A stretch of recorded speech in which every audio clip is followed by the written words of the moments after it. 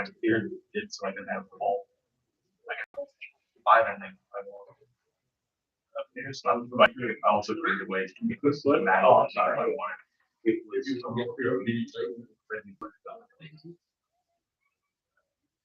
but I got over the house.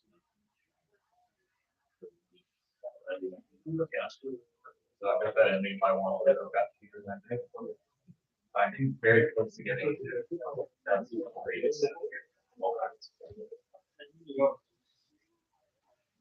When I understand this, I'm going to be on a use next items. Or use this.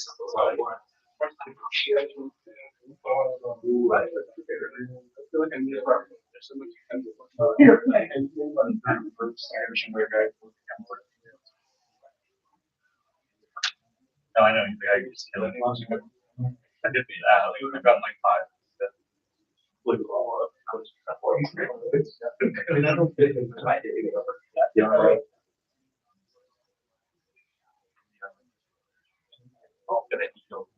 Yeah.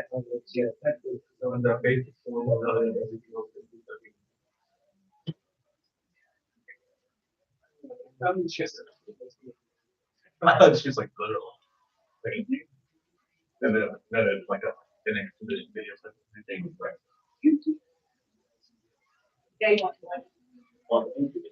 The email of it.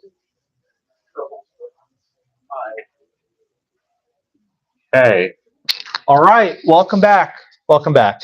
I apologize again for being absent on Thursday. I've actually never before canceled class for health situation. I didn't know what that happened. I got really sick all of a sudden. I had to cancel, so I'm sorry about that. But I'm good. Happy to be back. We have two distinguished guests today in our class. Judge Amul Thapar from the Sixth Circuit is here, visiting Houston, and Professor Tom Hogan, who'll be teaching starting this fall. So if you want to take maybe criminal procedure, go take it with him. He was a prosecutor for many years. He knows what he's talking about. Okay, any questions? All right, let me briefly recap what I would have covered in class on Thursday, and then move on to today's material. So we've learned that historically, courts are very deferential when they review restrictions on property, right? We studied Village of Euclid, the Ambler, right, an Ohio case, which began the modern experiment of zoning. And at every turn, zoning was justified as a means to protect certain values. Maybe peace, maybe quiet, or maybe value itself. That's property value. Indeed, much of modern land use law is expressly premised on keeping property values high. That is, using land in a way that would generate the most economic output.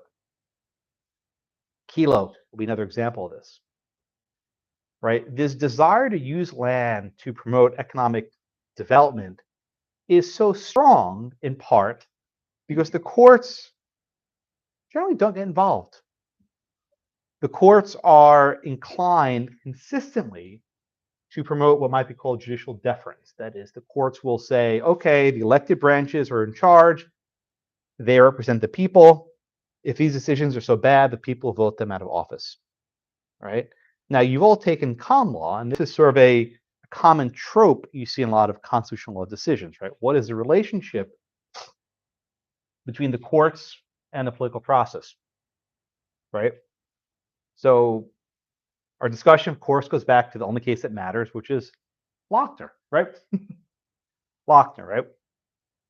Why do you think there is such a strong aversion among courts to giving robust protection of property rights? A lot of it lurks in the background of Lochnerism. There's a fear that if the courts give too much protection of property rights, they will slide back into things that we should not be supposed to do. Now, there are exceptions, of course, right? In our class last week, we covered the First Amendment, right? Where a land use regulation is in tension with the First Amendment should give priority. For example, signs. There are many Supreme Court cases involving signs. Can the government restrict what signs you put in your window? Can the government restrict what kind of signs used to promote church services? Can the government restrict what kind of signs are used to discuss political candidates, right? And the courts have consistently held that signs are a very effective means of conveying information to the public. So a lot of land use regulations concerning signs are invalid. Then we talk about religion, right? There are many cases in which a land use regulation may conflict with religion. So to give you a very easy example, imagine you have a church in a historical district. The church is beautiful, very pretty, and the city deems it a historical site. The church says, hey, we need to expand, right? We need more people to come in. We need a bigger facade. Can we knock down this wall to allow more people in? Okay. Government says, no, no, no, you can't. Church is too pretty. Doesn't matter if it's too small. We want to keep the aesthetics, right? Can landowners challenge that sort of land use regulation? So under the current law we have, the answer is often yes. There's a federal statute, one of my favorite acronyms in the entire US code, RLUIPA, RLUIPA, RLUIPA, the Religious Land Use and Institutionalized Persons Act. RLUIPA was enacted in the late 1990s by Congress as a way of giving religious people the power to challenge land use regulations. The government must show that land use regulation that burns religion is really necessary, right? And that there's no other way for the government to achieve their goal. So in many cases, houses of worship have greater property rights under RLUIPA than do non-religious institutions. There were challenges based on the Establishment Clause. Those did not succeed. Okay, so we've gone through speech, we've gone through religion. There's also association, right? The freedom of association. Now, you can read the First Amendment in vain, you'll not find it. There is no right of association. The First Amendment doesn't exist, but the courts found it in the penumbras of the 14th Amendment and other such places, right? And this right generally means that you can associate with whomever you wish to associate, right? So if you're in an organization, you don't have to disclose your membership roles to the state because that could chill the members of your group from sharing information with each other. Okay, so we studied a case last week, Village of Belterra versus Boris. If you recall, this was a case from Long Island, New York, where the town said, if you're related, you can have as many people as you want living together. But if you're unrelated, you're not married, you're not adopted, not by blood, there are limits on who can live together. Now, the purpose of the statute, according to the government, was to keep peace and quiet. But why would the government actually care about whether people are related or not, right? Are people who are married with kids generating less noise? That's not the look at my kids, right? Than unrelated people? No. The concern here was actually about hippies, right? This was the 1970s. Serious, right? This case was about the 1970s. It was near Stony Brook University. Stony Brook was called Stony Brook, right? Stony Brook University, very big drug place. They didn't want hippies living in their homes, so they kept them out. This case went to the Supreme Court. What was the vote? 8-1 to uphold. Justice Douglas went for majority opinion. Again, Douglas, no conservative. Joined by Brennan, no conservative. But they said, we are going to defer. We're going to exhibit deference to the town board. They know what's best for their people, right? If the people want peace and quiet, they want to restrict unmarried people from living there, they can do that. The court used zero scrutiny. Because again, why are unrelated people making more noise? If the concern is noise, enact a noise ordinance. If the concern is crowding, limit how many people can live in a certain area. But don't try to slice and dice a family apart who are not married, who are not related.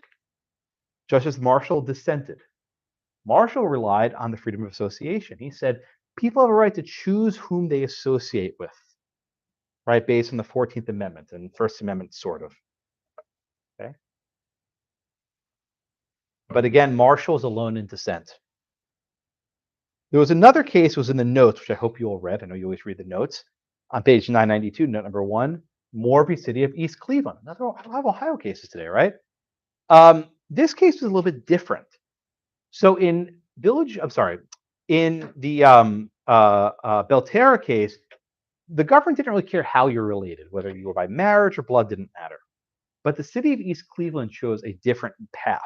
They tried to define the family as a nuclear family, not like Homer Simpson, right? A nuclear family that has a mom, dad, and children, all from the same parents. Then you had Miss Moore. Moore lived with her son and two grandsons who were not brothers. That is, the grandkids are from different parents. And these grandchildren do not fit into the traditional nuclear family model. So the city basically said, you can't live together. That this group of people were not a family for purposes of the law, couldn't live together. What did the Supreme Court do? 5-4 decision ruled that this was unconstitutional. Again, this was 5-4 in 1977. This was a very different court than we have today, right? But what the court said is you cannot slice and dice family. That under the 14th Amendment, you have a right to choose whom you live with.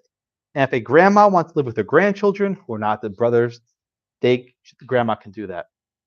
But again, this was an exercise of substantive due process.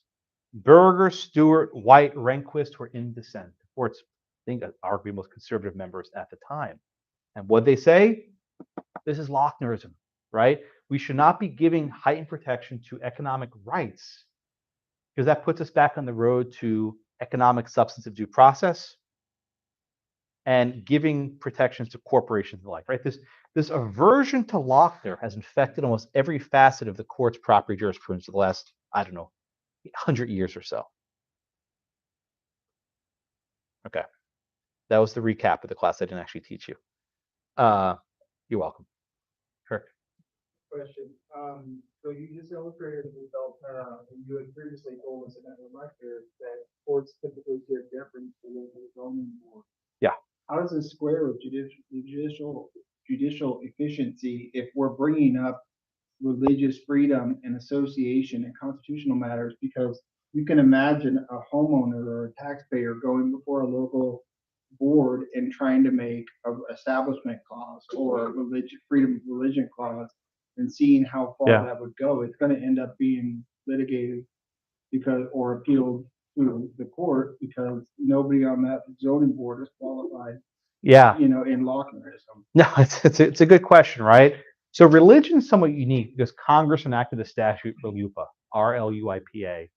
And what the law says is if you're a local municipality accepts federal money, which basically they all do, you're subject to this rule. So in a way, the states sort of consented, not really. But earlier, we had RFRA. Remember RFRA, the Religious Freedom Restoration Act? Did you learn about that in con law?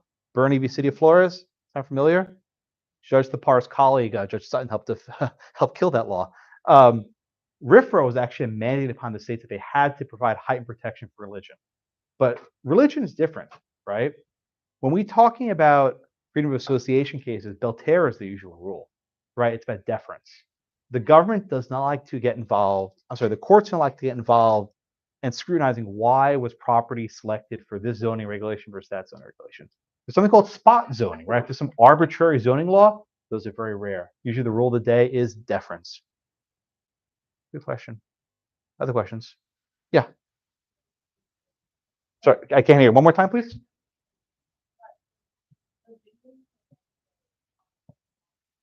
So that you can price in without the zoning board, they can't restrict them, they can price them out. So Yes. that's still allowed. Would that fall under any of this? That's just like the way to get around. Well, so let me just repeat her question in case you can hear it. Even if the government can't say we're excluding you because of this and that factor, if they keep the property taxes so high, there's a very good chance that certain people will not be able to live in that neighborhood. So they're effectively pricing people out, and that's perfectly legal. Right? And to use the Kelo case as an example, we'll get to a little bit later. Who do you think are the sorts of people that are being targeted for eminent domain? Not the wealthy people, right? And I think I'll call my good friend Judge Lepar in a few minutes to talk about that point, right?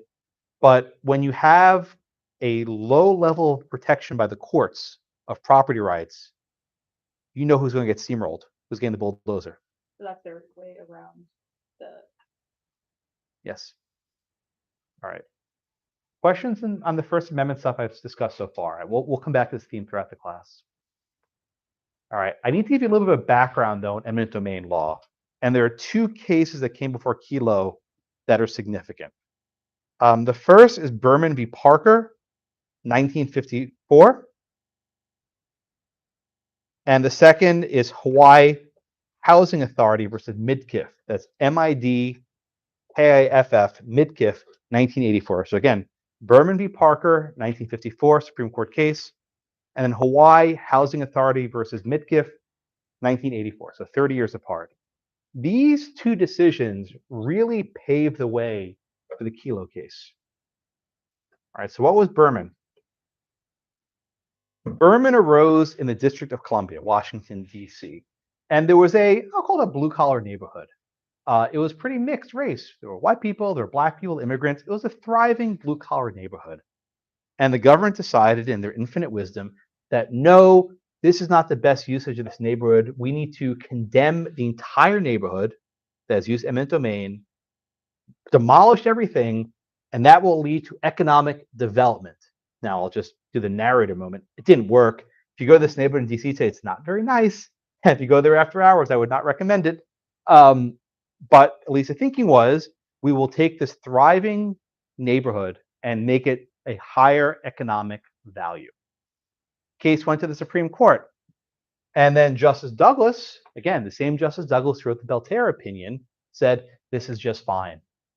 Right? The courts will not second guess the decisions of the legislature.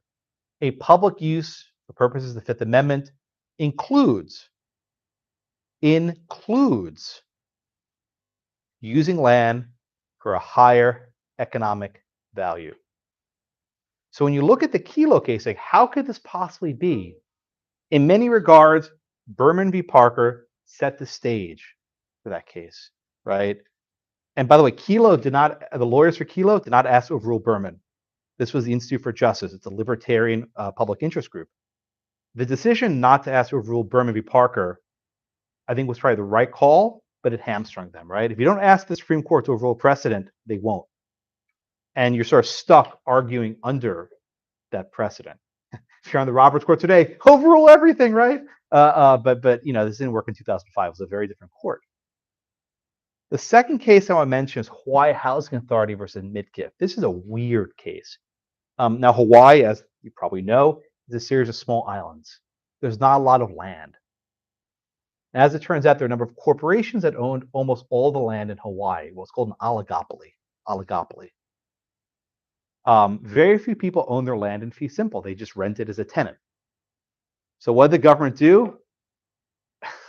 I swear this is true. They said, aha, we will basically seize all the land owned by the oligopoly and transfer it to the tenants.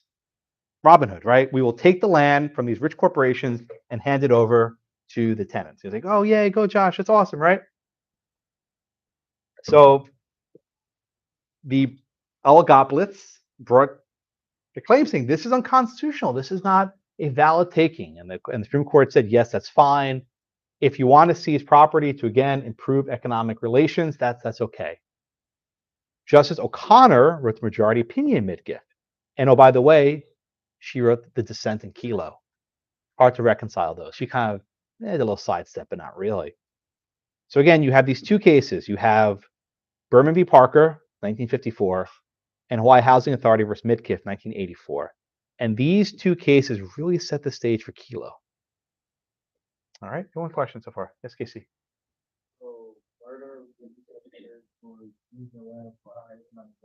Yes, sir. Well, another thing was about, I was going to get to it, yep, I'll mention it, blight. B-L-I-G-H-T, right? What is blight? You think of blight as like, this very dirty, condemned property with like, rats running around, like, really, really ugly thing. But the neighborhoods that was at issue in Berman were not that ugly. These were prosperous middle-class neighborhoods. But the government said this is blight. Blight basically means not what we want it to be. Right? And you'll see this later after Kelo. The word blight has been abused and expanded to mean basically anything. Good question. Other questions? All right. So let me do a little bit of text. You always start with the text, and then we'll go on to the Kelo case. All right. So the takings clause is very short, but there's a lot of concepts in this provision. So let's just start from the very beginning. Nor shall private property. What is private property? Does it mean real property? Or does it also mean chattel, that is personal property? And this may seem like an obvious issue, but the Supreme Court didn't really clear this up to about a decade ago when the court held that raisins, of all things, my goodness, raisins were, were a form of private property for purposes of the takings clause. This is the Horn case, Horne. We'll say this in a week or two, right? So the word private property refers to both real property as well as personal property, that's chattel. Nor shall private property be taken. It's that Liam Neeson movie, right? Taken, right? What does taken actually mean? This is the hardest word, perhaps, in the Bill of Rights. There is more case law on what taken means that's utterly incoherent. I'll give you just some examples, right? In Kelo, they want to bulldoze Suzette Kelo's house. That is a taking, no questions asked, right? Simple rule, if there's a bulldozer involved, there's a taking, right? No one's going to question that. What about if the facts are a little bit different? What if you own a coal mine and the government says, okay, you can keep your coal, you can't mine it anymore?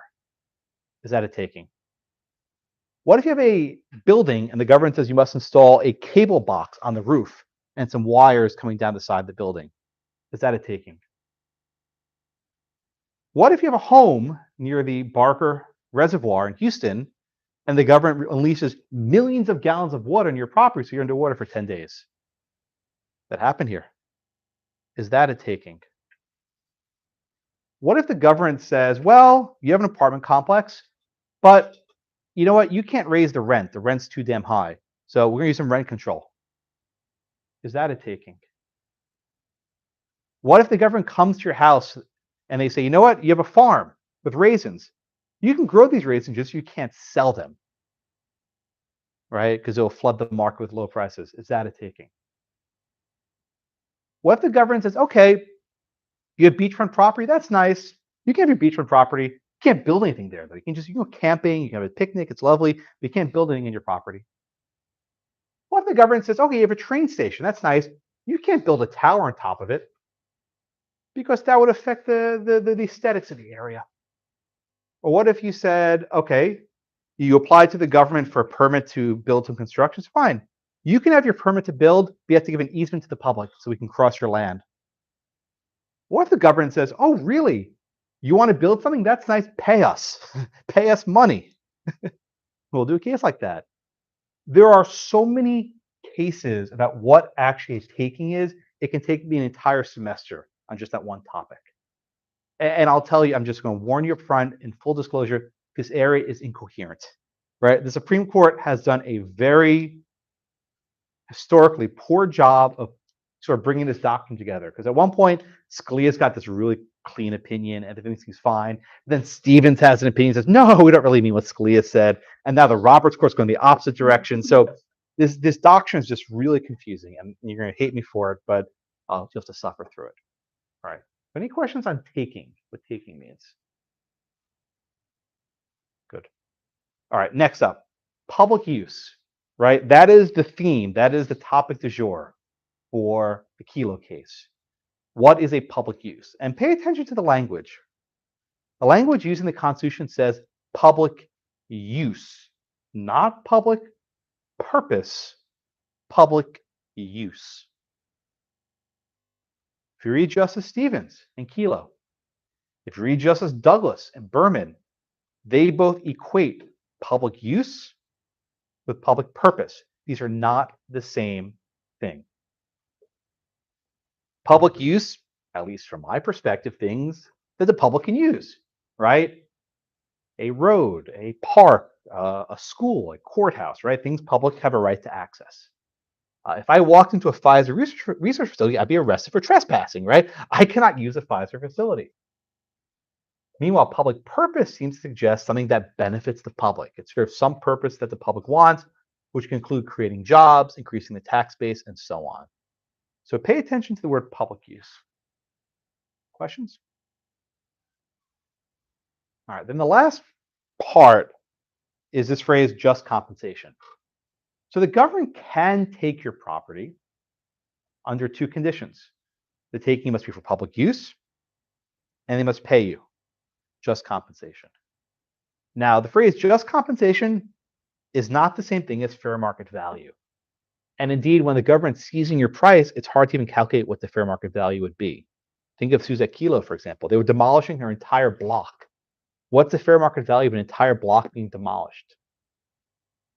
Just compensation also will not include sentimental value, right? We're all attached to our homes, where your kid took the first steps, where you had your first kiss, and so on, right? These are valuable things. The government doesn't compensate you for your attorney's fees. That might sound obvious, but you need a lawyer to go through this process. The government will not compensate you for a sort of, I don't know, moving costs. You have a moving truck with movers, right? So the phrase just compensation is heavily litigated over how much money the government gives you, but usually the people who get the compensation are never happy with it. All right, we want to get the text, right? So those elements. The rest of the semester, no joke, is the word taking, right? We won't talk about public use. We're not going to talk about compensation. We'll talk about, is there been a taking? And you're going to hate it so bad. I'm warning you. All right, questions on this? All right, Judge Tapar, you want to talk about Kelo? Sure. I'm calling you for the facts of the case. Come on up. I told him I was going to do this. You warned me. I my rule through my classroom, I'm going to call on you. There's no there's no sacred cows here, even federal judges. So what'd you read in Kelo? Can you tell me, just so I know? They read the majority and excerpts of the Kennedy opinion, the O'Connor opinion, and the Thomas dissent. They read about 20-page excerpt. Okay. And how much of Thomas did they read? Not enough. Okay. How many of you, just a show of hands is good enough, how many agree with Justice Thomas? Start there. Just a couple. How many agree with the majority? All right, most of you aren't taking positions. How many agree with O'Connor? Is there a lot for O'Connor? 1, 2. Was that a hand raise? Or? No, scratching the ear. Okay, so most of you haven't taken a position. Smart. Is what I would say. So let me go through. I've written about this case. He has a book, by the way. I have a book. Talk about your book. I'll sell you in a minute. It's not out yet, but it is about, the first chapter is about this case, and it's called "The Wolves Are at Our Door." And so let's talk about Suzette Kelo for just a minute and what went on for her. So Suzette Kelo, my book lays it out in detail. It's written in about the personal stories of 12 cases that come before the Supreme Court. And she has just gotten basically separated from her husband. She's looking for a place. She's a paramedic. And she can't afford much, but she wants a place that has a great view of the water there in New London, Connecticut. So she finds a really rundown place, which is just the paint's chapping, the inside. The real estate agent was embarrassed to sell it, but it was all she could afford. And so Suzette not only buys the house, but she puts a lot of blood and sweat into the house and refurbishes the house. And she takes a correspondence course to get a nursing job so she can afford to do things. And the first thing she does that she pays for is she pays someone to paint it Odessa pink. And so if you see the house, that's Odessa pink. And so she paints this house. Okay, and at the same time she's working on this, a secret partnership is brewed up. That secret partnership is between the Pfizer Corporation and the city of New London and the state of Connecticut. And what they do is Pfizer says, we're going to take this old mill site, right? 24 acres. And they're going to take the mill site and build a plant for what drug? Anyone know? Viagra. That's right. Right. They're going to take it and build the mill site for Viagra. They're going to build a plant. But in order to do this, they need the roads widened, they need sidewalks, and they want Suzette's neighborhood, amongst other things. Suzette's neighborhood is a blue-collar, racially diverse neighborhood in New London, Connecticut. There it is today.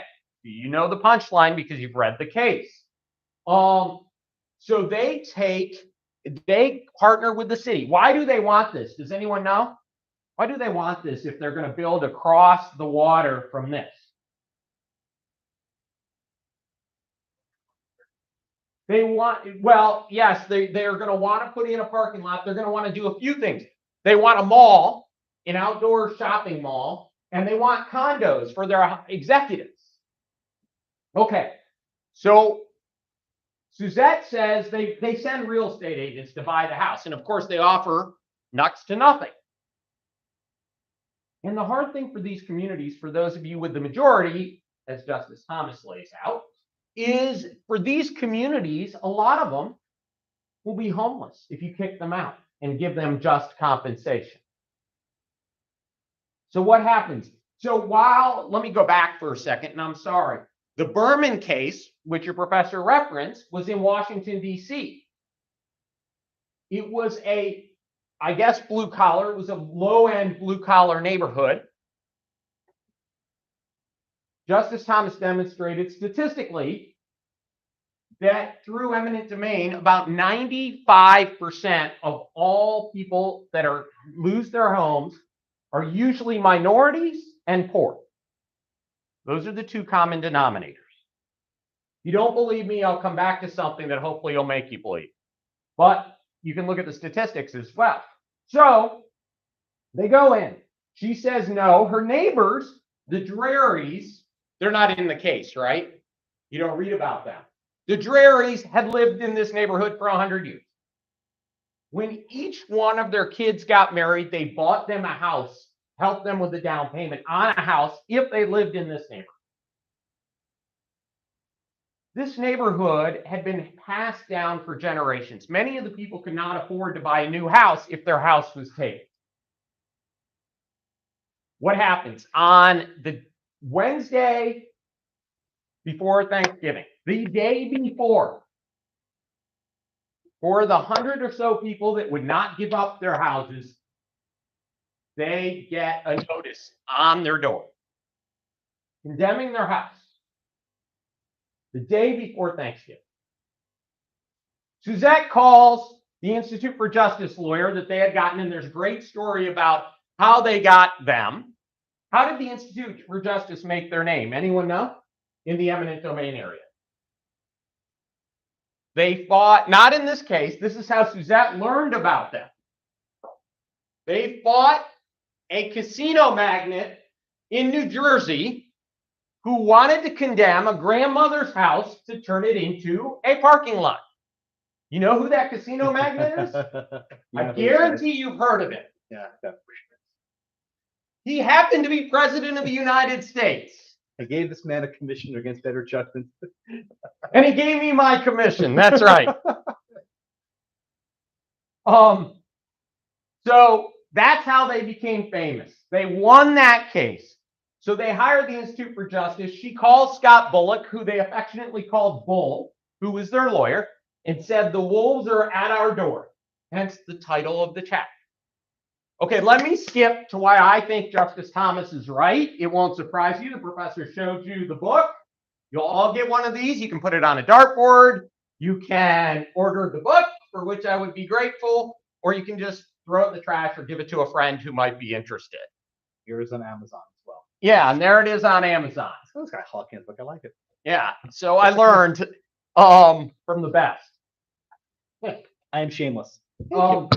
So let me talk about why Justice Thomas is right. So what he wanted to do, he was alone. So there were 4 justices that dissented, but he wrote alone. And he wanted, can you put the takings clause back up? Yeah. Just for a second. Then I want my book up there, of course, right? He wanted to go back to public use. As your professor mentioned, IJ did not ask for that. That would have been a tough road. But he wanted to overrule Berman. Okay, so there were over 100 amicus briefs filed in this case. Yes, I read them. Who asked Justice Thomas to go back to public use? Any guesses? One organization led the charge. No guesses. Give me a Thurgood Marshall. Yes, good With clue. What? NAACP. It's a great brief. If you have a chance, read it.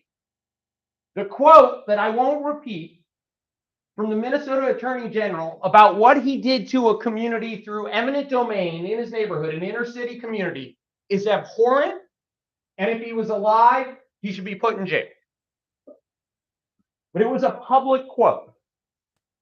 Justice Thomas reproduces the quote, as does the NAACP. The NAACP gives him the stats that he uses as in his opinion. The other thing that happens that's so shocking, this oral argument, that if you listen to it, you can't read it, you got to listen. You will hear the shock in Justice Scalia's voice. Mm-hmm. Justice Scalia asks, or someone asked, I think it was Scalia, if you can the city take from A, poor person, and give to B, a rich person, because it would serve the public purpose of higher taxes? And the lawyer for New London says yes.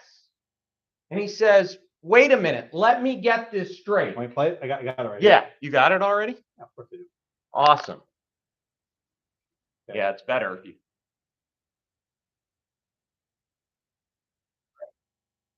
I wish I could teach Filibuster with for you 2 doing. seconds. I need to get it. You want me to filibuster for 2 seconds? Yeah. Okay. Now you threw me off my stride. Sorry. So to go back to this part.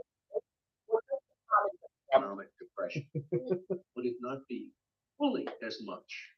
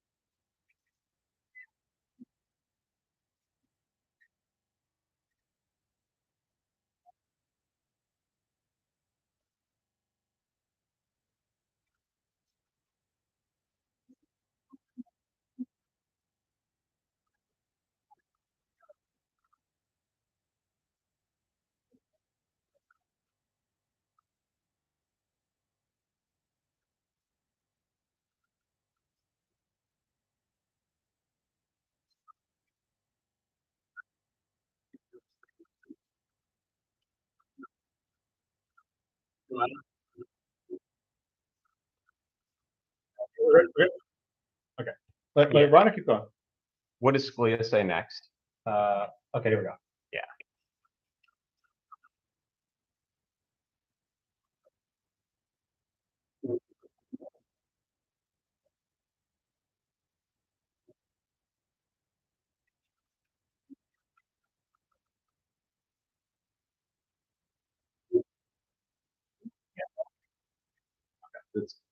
So the point being is, under the argument, under the case laws that exist, you can basically clear out low-income neighborhoods and replace them with high-income neighborhoods. And think of how incentivized cities are to do that. And Justice Thomas points this out. What do cities do when they gentrify? They find areas, they drop a stadium in or something like that, whatever you want, and then they start taking the community around it. Your community, just think about this, has just gotten wealthier because they just put SoFi Stadium in Los Angeles. Your houses are more. All right. Now they say, well, wait a minute, we're going to take it for just compensation. And they give you pennies on the dollar. That's what it does. So the NAACP asked the Supreme Court, go back to public use rather than public function or public purpose. And only Justice Thomas accepts that view. Now, if I had time, I'd tell you all the facts of the case because as they're laid out in the book, but I want to get the book, it's really fascinating. I interviewed the lawyers, I interviewed people involved, and what they went through is just a harrowing experience. And they lose their homes and they lose their community. And then what happens? We know because we're looking at the vacant lot. What happens? They don't build, they bulldoze it, and guess what happens 7 years later? Does anyone know? No, I took a picture of it. It's weeds today. I was there also. It's empty. It's empty and weeds. But here's the worst part. What happens 7 years later? Pfizer leaves. Well, the problem is, smart. the problem I like is- that one. I like that one. her house is gone. You can't adversely possess against the government. Oh, do you know that No. one? You know what that one was? Yeah, I know this. Talk about that one. That's a good story. So this is an Italian club, Right. Italian Dramatic Club. and they had enough political power Right. to get an exception. The rest of it was houses, right? So these were all houses. Okay, no, this is when some houses are still there. Yeah, like that. These were all houses. Here's the other thing. She had a view of the water. Yeah. That's why she bought the house. You can't reproduce that. None of us could get a view of most areas that have a view of the water like she had. But because this neighborhood was blue collar and she bought a rundown house, she could afford it. And so it's incredible. And when you read Justice Thomas's dissent, he makes one point. Is this in the book about the Constitution going seriously awry? I think that's. I can't remember. I read the real one, so I never know what's in their excerpts. Is it in there? Does anyone remember? Justice Thomas says the Constitution has gone seriously awry. Our interpretation of the Constitution, and I'm not quoting it exact. Aren't you going to pull it up? No. If the government can't search our houses, but they can take them, right? And he says it more articulate than that. But I mean, think about that. And so, and the statistics are all in there. I implore you to go read it. Are you going to find it? Yeah, there it is. Something has gone seriously awry with this court's interpretation of the Constitution. Though the citizens are safe from the government in their homes, the homes themselves are not.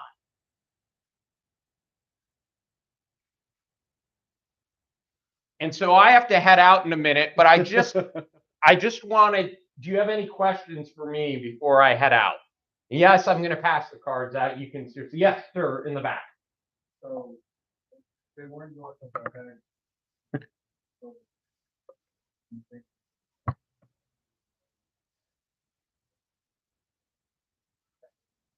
Shouldn't be able to go to appeals or anything like that. Yeah, I do think the courts would have expedited it. I still think she would get her appeals, but I think they would expedite the taking.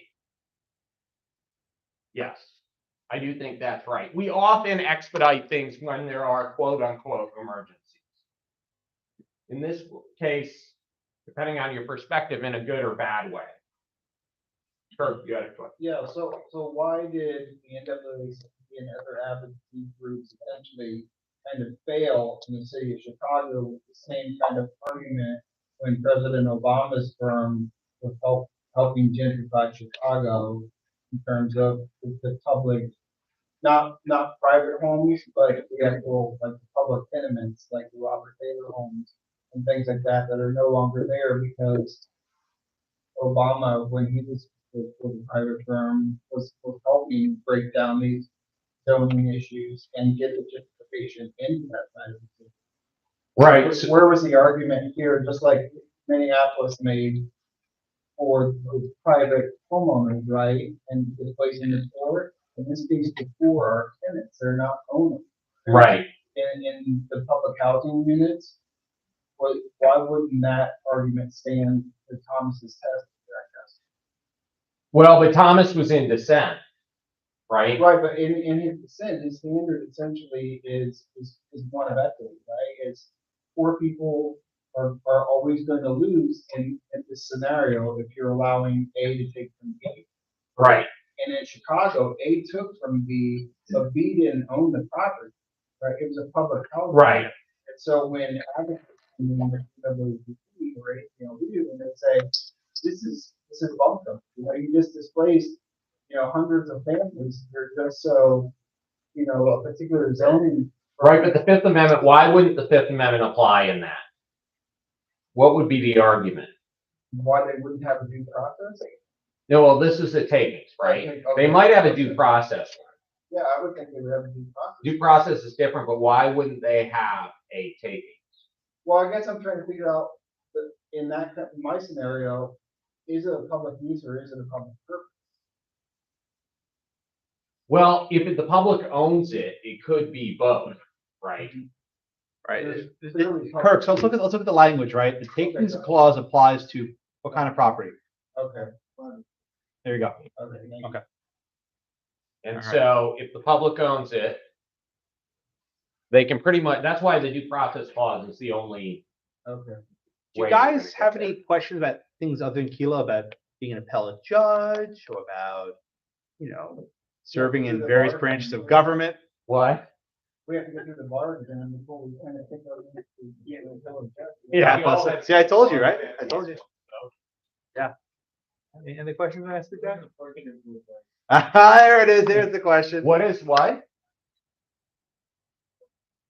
So it's a really hard process, but I encourage you to do it. And I encourage you not only to think about federal judges, but state, local, magistrate. There's a lot of opportunity. And once you see it from our side, you'll be a much better advocate and lawyer, right? Because you'll understand how judges think and how things operate from a side you'll rarely see until you become one yourself.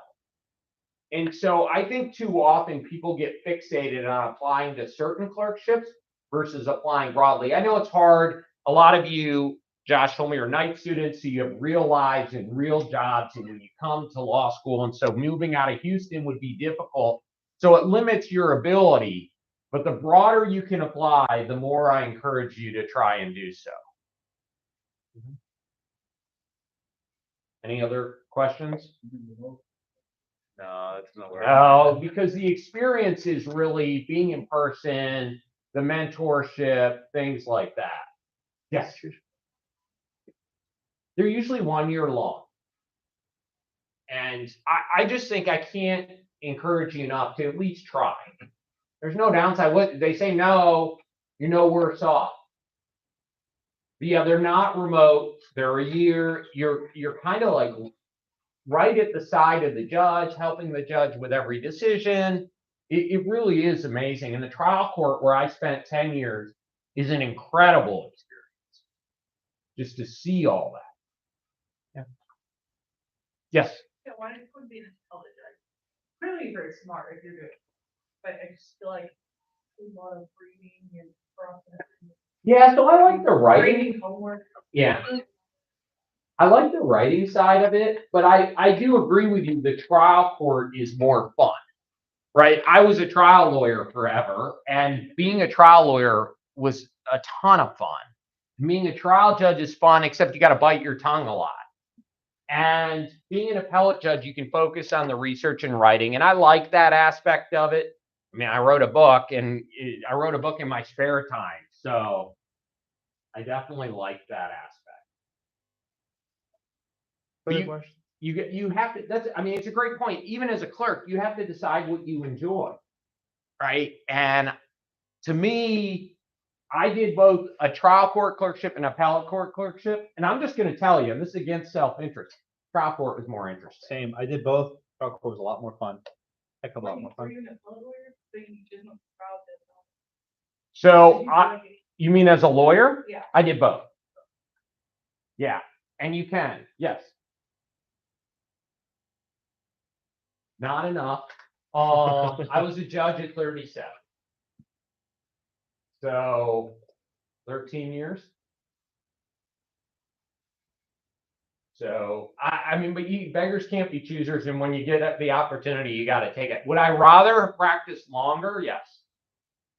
I became a judge later, but I just couldn't pass up the opportunity.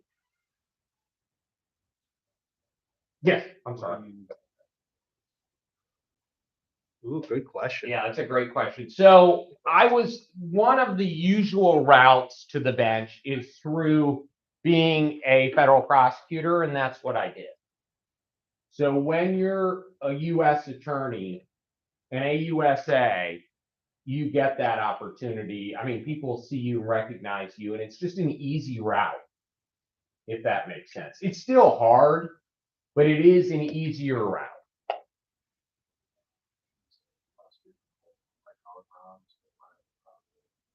I did everything from, yes, I did a lot of white collar. I was technically a white collar / terrorism prosecutor because it was after 9/11. I did a lot of chasing money for what funded terrorism. We did a lot of that in the post 9/11 world. When I was in DC as a federal prosecutor, you're really a glorified state prosecutor. I did a lot of domestic violence and rapes. And so that's what I did more of in DC. Yeah, that's a great question. So I was economics and philosophy, but I was in the business school. Yes.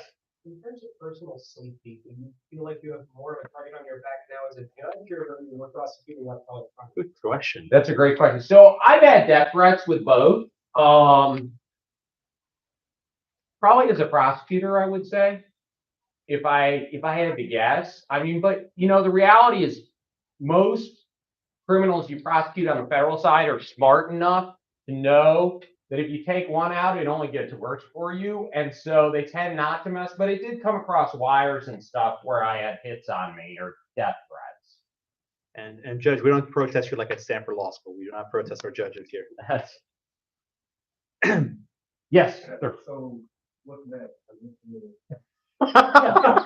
I want people to read this book. I'm gonna plead So the fifth after just the part. Here's the great thing is I got lifetime tenure. So I'm very happy where I'm at, and I plan on staying there until I'm old enough to retire and keep my pension. You can check President Trump's short list if you want to see where a couple names on there. Yes. what's the most prominent case you were involved Ooh, good question. Oh gosh. in? Something that meant something. So you won't remember this. One was your Boggs friend Boyce Martin was on it with me. The Green case was about military members that went to Iraq and raped a young girl, and a number were prosecuted on the military side, and Stephen Green was prosecuted in federal court, and that came to me sitting by designation on appeal. The other case that was interesting and made a lot of news is I am Catholic, so I disclose this so you know that I truly follow the law. I put a nun in jail, and that made a lot of news. She broke into a nuclear facility. Oh my goodness. So That happened. that made news. A lot of the cases made news, but it isn't.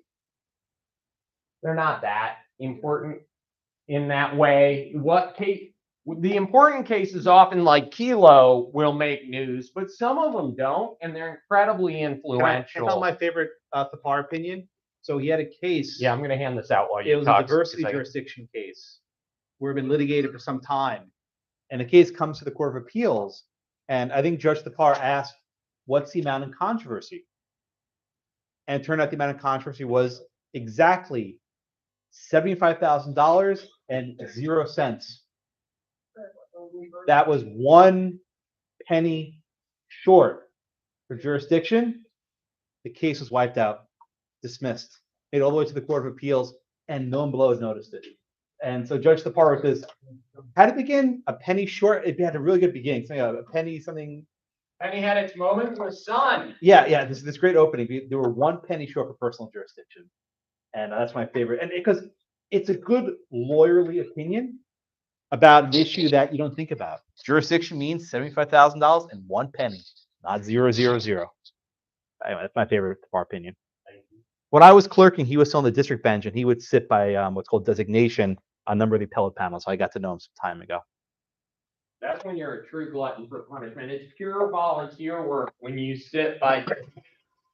This bench has seen better days. Okay. Okay. All right. Judge, thank you so much. This was a Yeah. pleasant surprise. He's in town giving a talk about guess what, his book. But he volunteered to come to our class. I will lecture a bit after this as well. Don't worry, you're not done for the night. But this is a very gracious thing. I will see you at dinner later. Okay, sir? Okay. Did everyone get one? Yes, please clap. Thank you all very much. Have a good day. Good night. Tom, nice meeting you. Thank you. All right. Thank you so much. All right. You guys are very lucky. So do you know who he is?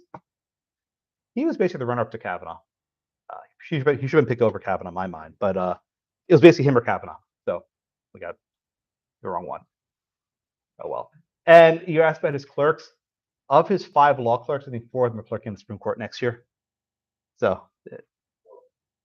I'm sorry? No, that's not nice, Brian. That's not nice. Oh my goodness, that's not nice. No, I'm sorry. I'll repeat. No, what I said was almost. You know what? What I said was almost all of Judge Tapar's clerks going to the Supreme Court. So he what's next for him? He's on the short list. So you'll say you met him one. All right. Let me sort of take a step back and go through the Kelo case a little more slowly. Oh, so Lisa Yara, our dean for a bar admission, she's coming Thursday after class. So remember, she was supposed to come last week, but I wasn't here. So Thursday, 7:15, she'll be here, and she will talk about bar prep strategies for the evening students. So please be there for that. This will be she sent me her slides. There's some good stuff for you guys to see. Okay. Yes, Kirk. Bree sent us an email about her Catholic Fundell schedule. And she said 4/8, 4/15, and 4/22. And it mentioned that the 15th was. That's where I'm doing the review. Yeah. Correct.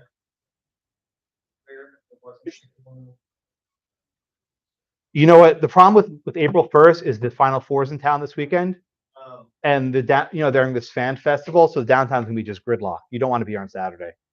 I think that's what happened for April 1st. Yeah, so just don't come down unless you live here already. Don't come downtown this weekend. You're doing duty this weekend? Yeah, you're working it? Yeah, no. So basically the entire downtown is gonna be gridlock. So just stay away. Yes, ma'am. Yeah, no, they're coming. They're starting to set up. Actually, they had randomly the Randalls where I live. They had the NCAA trophy was there. I took a picture with my kids. It's kind of cool. They were having a few hamburgers. Yes, ma'am. Bree's doing a session the 8th, and I'm going to do on the 15th. I'll do a midterm review. So we're not doing the class review that's on the syllabus, or we should have. In addition, Okay. no, we'll do the class review. I think it's the 26th, 5th, or the 20 something. Yeah, that's still there. Okay, everyone good? Okay, good. And thank you. Okay, so let's talk about Kelo for a bit. And he likes to sell his book, man. I'll give him credit for that one.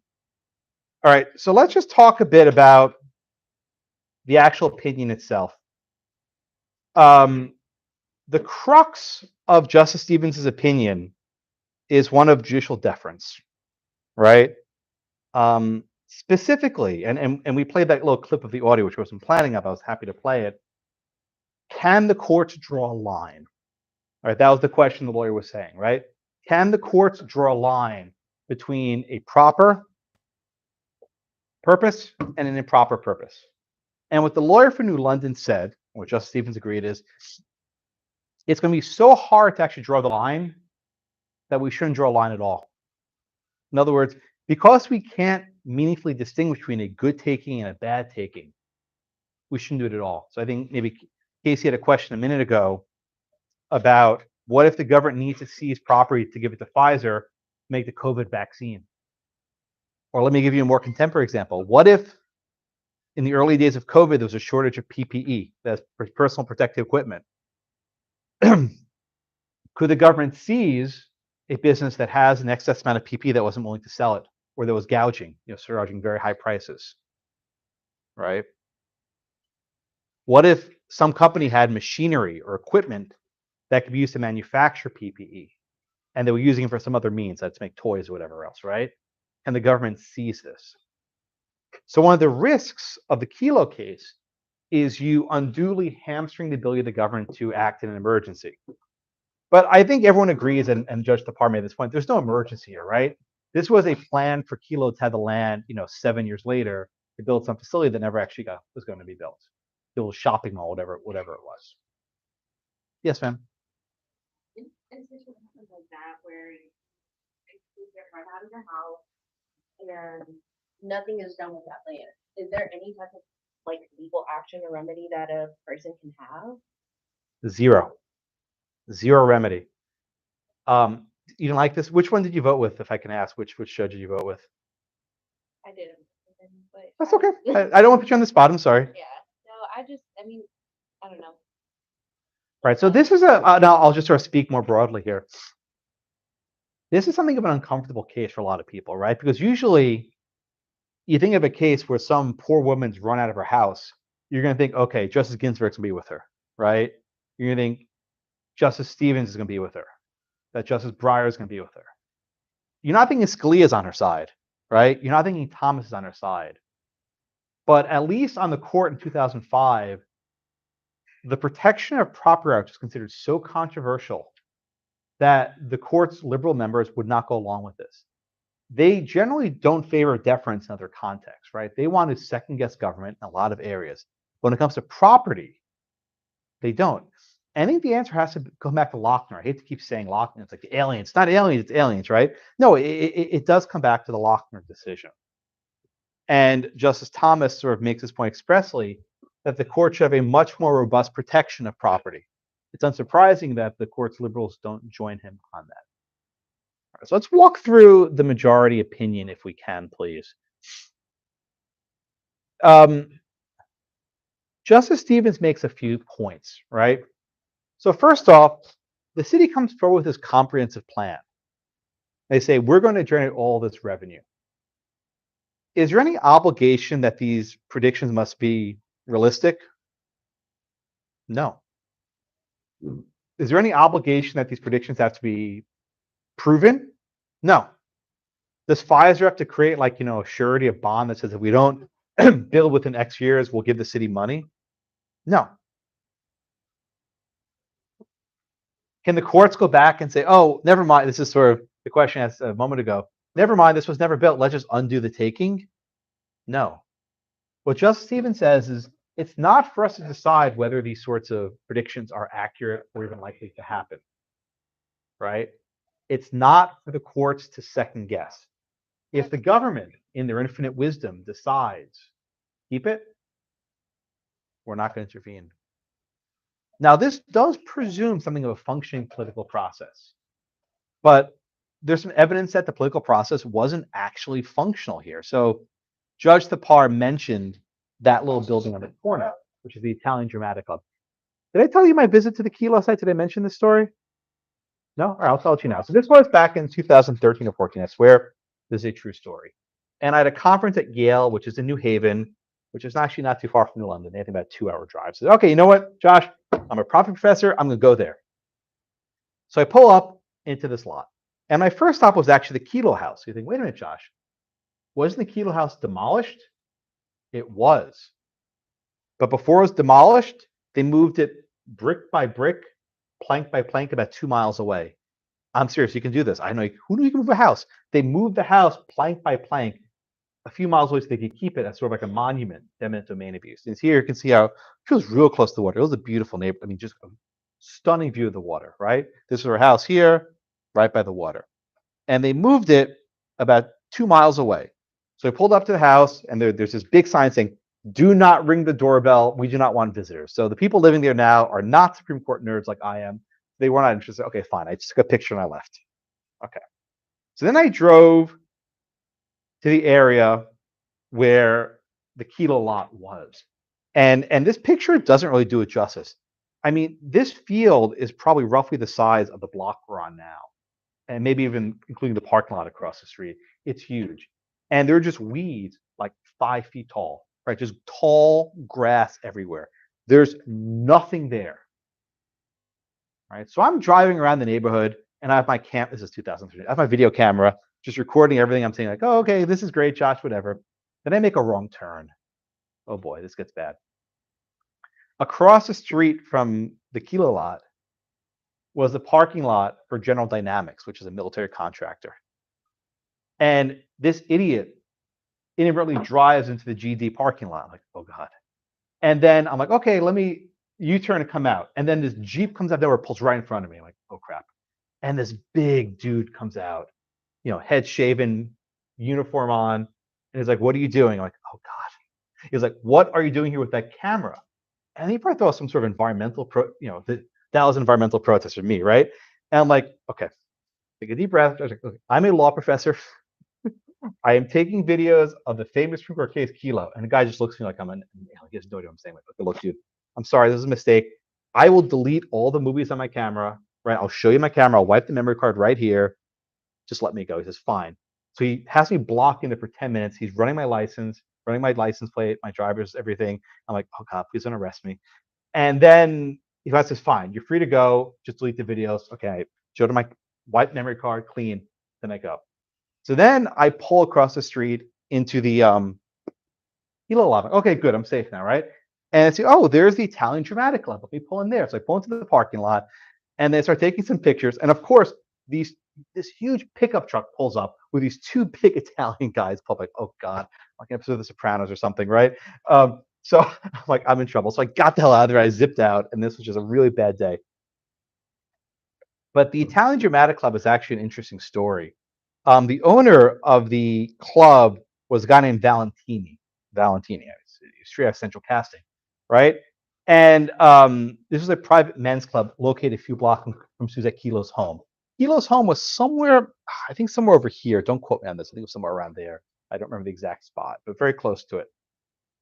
And at the time, the government was deciding which lots to condemn.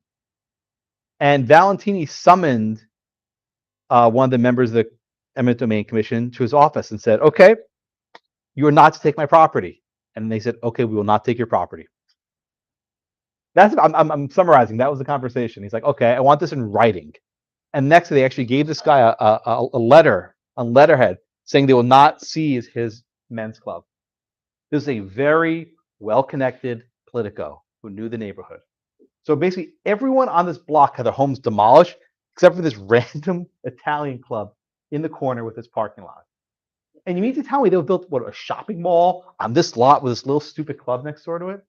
Which means the entire plan was never actually comprehensive. This was always done on sort of an ad hoc basis, targeting the people who were not able to fight this taking. Yes, ma'am. Okay, so is it only the government? I'm asking because my grandfather was in New Mexico and they had this same thing happen. And he was like, I'm not selling my house, right? And so he was like one of the last people in the neighborhood, and they ended up paying him like this huge settlement because they needed that, like, whatever. So it's not just government. Is it only government that violates the Fifth Amendment? Because Right. or is it any Right. So it's corporation? maybe both. So only the government can violate the Fifth Amendment, but very often the government can empower private corporations to take property for them. So like five. Well, Pfizer didn't actually do the taking here. There was what they call an eminent domain corporation. The state basically creates a charter that seizes the property. But very often in Texas, the state will contract with law firms who actually will seize the property on behalf of the state. For a corporation. Well, let me just note a little bit, right? If you ask Pfizer, if you ask New London, this wasn't for Pfizer. It was for the benefit of the community. And that's an important point, right? This was actually what Justice Kennedy wrote in his concurrence. He said, this is not a case where this is solely for the benefit of Pfizer. This is for the benefit of New London, and it will benefit indirectly, or perhaps even directly, Pfizer. What Justice Kennedy wrote is, if there's only a benefit for the corporation and only fake benefits for the city, that'd be unconstitutional. But here we have, this is for the benefit of the city. So it's not like they just bought it and they gave it to Pfizer. Indeed, Pfizer never even used the damn thing. The city still owns the land. Was your hand up? Isn't that kind of like what's going on now with like Third Ward with like the highway? Yeah, 5045. Yeah, I was going to mention that. Thank you. So if you're following the Interstate 45 debate that seems to be going on for forever, I don't know where it is right now. The government wants to expand I-45 because now it kind of comes downtown over Pierce, and they want to sort of reroute the other way by where I-10 goes. It's basically clear up the other side of downtown. But to do that, they need to seize property, homes, churches, businesses, and so on, because they have to widen the road. And that will require eminent domain. Now, everyone agrees that a road is a public use. That's not something that's actually in dispute. But the question there is what sort of compensation we provided for the people who lose their property. Is there any way that like an individual could protect themselves against eminent domain or some type of like governmental taking? Be friends with the governor? No, I'm not being facetious. So in this case, the governor of Connecticut, John Rowland, actually went to prison for fraud, right? It wasn't about Kelo in particular, but he was involved in some very shady dealings. He actually tried to persuade Robert Kraft to move the New England Patriots to Connecticut. And he had this entire idea. We will use eminent domain to build this massive waterfront stadium somewhere in Norwalk or somewhere. I don't remember where it was. And Bob Kraft just uses leverage to build Gillette Stadium, right? So again, and I think Rowland's chief of staff also went to prison for fraud. So a lot of the people involved in this are just basically playing with house money, so to speak. They're threatening to seize people's property, knowing that it doesn't come out of their coffers. It's just some random, Suzette Kelo, whoever cares about her, right? But someone else pays for it. And when you are that sort of reckless, you make mistakes, and then you make this entire proposal for this big development plaza that's now an empty lot 15 years later. But to answer your question, the only way to stop the bulldozers, so to speak, is to have political power. The courts under Kelo will not stop it. Is there no argument to be made to say, I mean, okay, you're trying to take my house, you're staying for this or whatever, but you're leaving this club? Right. So it's something I've actually written on. There's some argument that equal protection is not done consistently, that there's an equal protection issue. And the courts so far have not been receptive to that because they said if this is a taking issue, we're not going to decide whether you took this property or that property. It's up to the government to decide what to seize. But I've actually made the argument that the sort of the unequal application does in fact violate the protection clause. The case is called Village of Willowbrook versus Olech, Olech. And actually, if you look at the transcript we played, the lawyer for New London actually mentioned Village of Willowbrook. Yeah. So for just compensation, you would think like if it's a big private company, they would be able to just pay. Well, they would never seize the land of a big private company because they're politically powerful. It would never happen. Like Pfizer going in to buy their house, like they could pay additional. Well, yeah. Well, let me use that example, right? Why did Pfizer need to use eminent domain at all, right? Why couldn't Pfizer just go with its own, corporate assets? It's a very wealthy company, and just straight up buy all these properties. The answer is the holdout problem. What is the holdout problem? So imagine, just to keep the number simple, imagine that there are 10 houses on the lot, right? 10 houses on Suzette Kelo's lot. So Pfizer buys house number 1, they get a good price. House number 2, good price. By the time we get to house number 5, it's getting more expensive because they realize if I can hold out a little bit longer, I'll get more money. Then you get to house number 8, house number 9. Okay, then you got house number 10. And Pfizer knows unless we buy house number 10, we have no deal. And the owner of house number 10 knows that also. So Talia, I think you said your grandfather was in a similar position, right? Number 10 is going to hold out indefinitely. And they will get the highest price possible, or else they won't sell. Now, when you're negotiating with a private party, you can say yes, you can say no. But when you negotiate with the government, it's kind of like Don Corleone. I'll make you an offer you can't refuse, because you can't refuse it, right? You have to accept the deal or you accept the deal. If the government says, you take our price or we'll condemn your house, those are your options. And if you take our price now, you avoid litigation, you avoid the cost of going to court and so on. So the reason, one second, Casey, one of the reasons why we have eminent domain is to deal with the holdout problem. Because private developers know they can't get every last owner.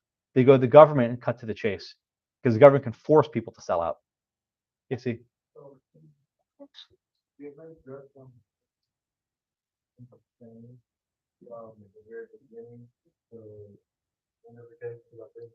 As they start to bulldoze the area and stuff more desolate, like their value, their market, even below. I don't think it can drop. So I think Casey's asking a good question, right?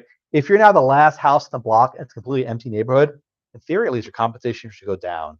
I don't think the government can do that and sort of lowball you, but the offer does go up because litigating these cases is not cheap, even for the government. They have to hire law firms and the like. So they may decide, let me just increase the offer 10%, 20%, and so on until they get a price. But Kelo's answer was, I don't want to sell. My house, go away. I'm not interested in selling the house. Yes, Zach. So just to be completely clear, your so-called right to own property persists entirely at the sufferance of the government and is not in any way actually protected. Well, with regard to eminent domain, I mean, this is the point that Thomas made. You're right. The government can't search your house, but they can take your house, right? But again, I want to reiterate why. Think of footnote 4 of Caroline Products, right? You'll say this in common law. Don't know what kind of juice to that state, but it mattered for a time. The court seems to suggest that laws that disproportionately affect those who are discrete and insular, that is, those who lack access to political channels, well, those sorts of laws should be looked at a little more carefully. Okay. The footnote 4 also said laws enumerated in the Bill of Rights should get heightened protection. The takings clause in the Bill of Rights. So this is a double footnote 4 whammy, right? No whammy, yes whammy, right? This is a case where we have a political process issue on top of an enumerated right. But the court has never treated the takings clause on the same par, on the same plane as the free speech clause. They've just never done it. So to Zach's point, you have, again, progressive justice usually favor very robust protection of rights, saying we will not protect this. And the answer is Lochner. They're just so afraid of protecting property rights that they have to let Kelo go.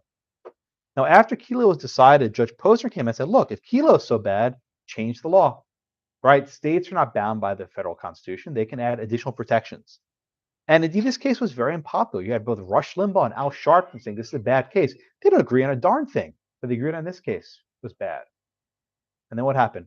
Many states actually passed laws that prohibited takings for economic development, right? They banned it. But unfortunately, a lot of those reforms were kind of not so great. I'll talk about Texas for a moment. In Texas, you cannot have a taking for economic development, right? That's not a valid public use. Good, right? But the Texas eminent domain statute still allows takings for what's called blight, B-L-I-G-H-T, blight. Now you might think that, again, blight means, rats and disease and everything's falling apart. But in Texas, at least, right? In Texas, at least, blight is very broad. Blight could mean the property causes an economic liability. An economic liability, what does that mean? It doesn't generate enough money. So we're right back to Kelo. So even in a state that's very broad protection of property rights, we're still living under the Kelo regime. If I had to predict any case that might be overruled in the next decade, I would put this case in my list. Say if Justice Parr goes to the Supreme Court, we know where that's going. But this case, I don't think is long for this world. Yeah. Does the economic plan have anything to do with the constitution requirement for municipalities down to budgets? No. All right. So we have a few minutes left. I want to walk through the Kennedy opinion. I want to walk through Justice O'Connor's opinion and Justice Thomas's opinion. So again, the majority opinion, Justice Stevens equates public use with public purpose, and public purpose is very broad. Anything that can benefit the public, including economic development. This follows from Bremer v. Parker and Hawaii Housing Authority v. Midkiff. Okay. There's no need to actually show the economic plan will be valuable. It's enough just to say it. Casey?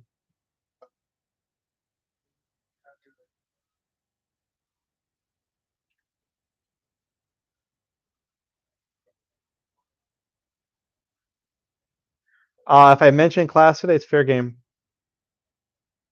Yeah. All right. So let's talk about Justice Kennedy. For a time, Justice Kennedy was the most powerful man in the world. His face was on the cover of Time magazine. Those days are gone. But he was very significant.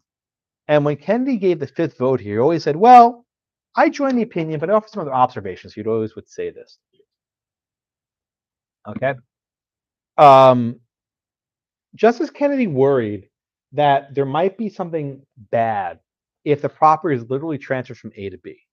That is, the government takes the property for the sole purpose of giving it to Pfizer. Now you might say, wait a minute, Josh, isn't that exactly what happened here? Kennedy says no. Kennedy believes, I think he actually believes it, that this plan was for the benefit of the people of New London. And sure, there are benefits for Pfizer, but that's not the purpose. Now you may think, Josh, come on, that's ridiculous, right? This is obviously for benefiting Pfizer. But be less cynical for a moment, right? Why did New London want to do this? It was an economically distressed city. They've been in the dumps for many years. And the government was desperate to do something, anything to save their town. Who comes along as a white knight? Pfizer, to salvage their town from despair. So, I mean, if you just be a little bit uncynical for just a moment, you can see that there's value why the government did this. It was not done to enrich these corporate partners. Now, it enriched the corporate partners, right? That's why it happened. That's not the purpose. That's not why it was done. There's also in the record, but Pfizer gave the New London Development Corporation a $150,000 loan. Who knew they can do it? Give a loan to the government, but I guess you can do that. And yes, people did go to jail. Public contracting in Connecticut, Professor Hogan was in Philadelphia, he probably can speak to this also. People go to jail, don't they? He's shaking his head, yes. Yeah, anyone involved, look at this thing at Hobby Airport with Papa's, restaurant stuff. I would never want to be involved in government contracting in a big city. That just scares the living daylights out of me because someone will go to jail over everything. Because someone's getting their pocket lined. It always happens. Okay. All right. So that's Justice Kennedy's concurrence. Anyone questions on the Kennedy concurrence? All right. Justice O'Connor wrote the lead principal dissent. She was joined by Rehnquist and Thomas. At the time, Justice Rehnquist was sick. He had cancer. He would actually die, don't quote me, September of 2005. Don't remember the exact day. But he died shortly thereafter. So he was too ill to even participate in these proceedings. Justice O'Connor was very much worried that property would never be safe. That so long as someone can find a more economically valuable use of property, then the land would be seized. She had the example, which I played from the audio, that you can replace a Motel 8 with a Ritz-Carlton. And you can replace that with replacing, a McDonald's with an Applebee's. I don't know, fancy, right? I like that song, right? Fancy like date night, Apple. No, anyway, okay, go on. Yeah, right. Oh, that's what we want. Again, What song are you thinking of? great. Which one is Drake? Fancy. Oh, that one. No, I'm thinking of the fancy like dinner at Applebee's. Okay, I know that song also. Fine. All right. So O'Connor was very much, and O'Connor also said that we need to use the word public use being public use and not be public purpose. Of course, O'Connor wrote the opinion in Midgift, which again allowed Hawaii to seize vast amounts of private property because of the so-called oligopoly. You can read her opinion. She doesn't really address that. She says, oh, well, that was different. I guess it was 30 years earlier, 20 years earlier. Time heals all wounds, as they say. Any questions on Justice O'Connor? All right, the last one's Justice Thomas, and he does what he always does. We need to revisit the original meaning of the public use clause. He would have overruled Berman v. Parker. He would reverse Hawaii Housing Authority v. Midgift, right? So again, there's a problem. O'Connor is railing against a precedent that she wrote without overruling it, right? Midgift and Berman are sort of these guardrails that prevent Kelo from winning. Now, maybe if the lawyer for Kelo said we need to overrule those cases, the argument would have been better, but that was not going to get any votes, especially not in 2005. Today, I think those cases would get a lot more juice. And also, I would encourage you to read Justice Thomas's dissent. Judge Tapar was very animated on this point, but I think it's an important point. Historically, the land that's being seized has affected poor people, minorities. There's no way around it, right? Entire neighborhoods in Detroit and St. Louis and DC were just wiped out. Black neighborhoods wiped out through eminent domain to basically remove these people from the cities. There's no ignoring the racial implications of what happened there. The hand? Yeah.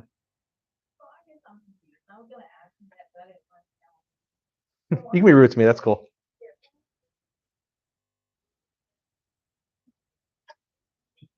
Yeah.